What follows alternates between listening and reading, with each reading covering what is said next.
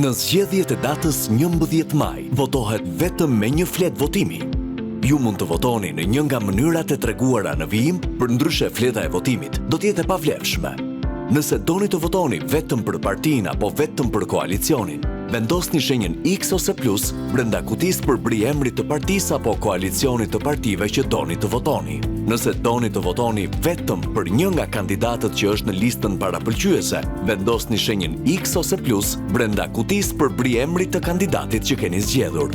Në këtë rast, vota juaj llogaritet për kandidatin që keni zgjedhur, njëkohësisht edhe për partinë apo koalicionin të cilit i përket ky kandidat. Kujdes, ju nuk mund të votoni për një parti apo koalicion dhe njëkohësisht për kandidatin e një partie apo koalicioni tjetër. Voto të dëgjohesh.